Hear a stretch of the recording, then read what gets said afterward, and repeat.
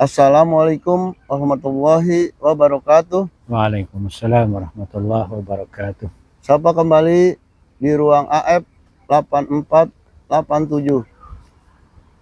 Dalam episode yang lalu kita telah membahas syarat-syarat sholat. Dan kita akan melanjutkan kembali pembahasannya. Marilah kita dengarkan pembahasan selanjutnya, Tas. Dipersilahkan, Tas. Bismillahirrahmanirrahim. Qalu subhanaka la ilma lana illa ma 'allamtana innaka antal alimul hakim. Pada kesempatan yang lalu sudah kita bicarakan tentang syarat-syarat sholat dan sudah sampai kepada dua ya. Iya, dua. 1 dan 2. Kemudian syarat sholat berikutnya yang ketiga ya adalah ya satru rajulin wa amatin ma baina surratin wa rukbatin ya. Menutup seseorang laki-laki ya, dan budak perempuan ya, ma baina surratin wa rukbatin, apa yang ada di antara pusat dan lutut ya. Wa hurratin ghaira wajhin wa kaffaini, dan menutup seorang budak yang atau perempuan yang merdeka itu selain wajah dan 2 telapak tangannya. Jadi syarat yang ketiga syarat sholat adalah menutup aurat. Aurat, ya. Jadi auratnya laki-laki dan budak perempuan ya itu antara pusat dan lutut. Ya. Jadi kalau pusat dan lutut sudah tertutup maka sah sholatnya. Ya. Itu dari segi hukum fikihnya. Namun kalau kita bahas dari segi adabnya ya kurang pantas kalau sholat ya menghadap Allah yang tertutup hanya dari pusat sampai lutut saja ya.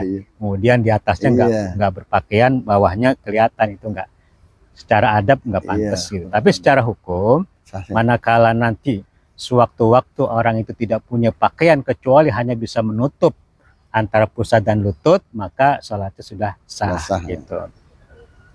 Kemudian kalau perempuan yang merdeka ya itu auratnya adalah semua tubuhnya, seluruh tubuhnya harus tertutup ya, kecuali hanya muka dan telapak tangan saja. Itu yang boleh terbuka, yang lain wajib tertutup ya. Jadi tidak sedikit pun ada yang terbuka ya. Termasuk maaf kalau seorang perempuan itu kalau sholat terkadang itu suka kelihatan rambutnya. Ketika pakai mukena itu ada rambutnya walaupun hanya sehelai. Itu kelihatan, maka itu namanya auratnya terbuka. Nggak sah sholatnya. Jadi seorang perempuan ketika mau sholat coba ya kalau perlu ngaca dulu. Perlu ngaca dulu, lihat jangan sampai ada satu helai rambut pun yang kelihatan. Yang kedua, terkadang seorang wanita ketika sholat itu mukenahnya itu tidak terlalu panjang sehingga ketika dia sujud itu tertarik sehingga telapak kakinya kelihatan. Nah itu bisa membatalkan sholat karena syaratnya kurang atau syaratnya hilang ketika itu. Ya. Jadi tolong diperhatikan bagi seorang wanita ya, ketika sholat itu harus tertutup semuanya kecuali hanya muka dan telapak tangan saja. Gitu, ya. Itu yang ketiga. Kemudian yang keempat ya, ma'rifatu dukhulil wakti ya, mengetahui masuknya waktu ya, dengan yakin ya. Jadi kita harus yakin bahwa ketika kita akan melaksanakan sholat, baik sholat fardu maupun sholat sunnah, itu wajib tahu waktu, nggak boleh nebak-nebak. Gitu.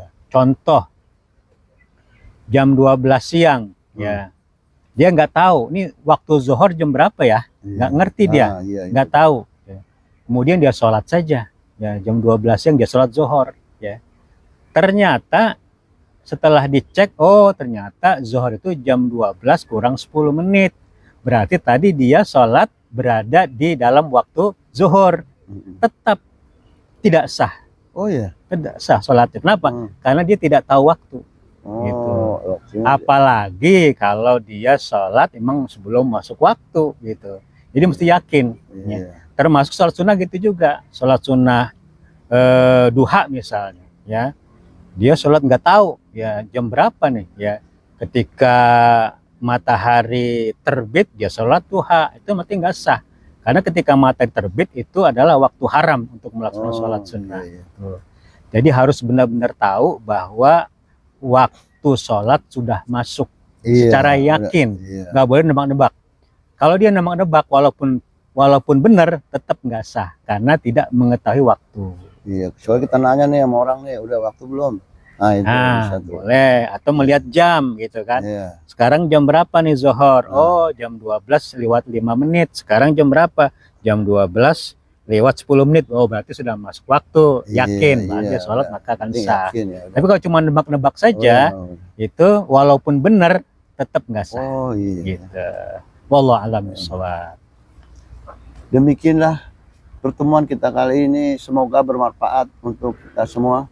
Wassalamualaikum warahmatullahi wabarakatuh. Waalaikumsalam warahmatullahi wabarakatuh.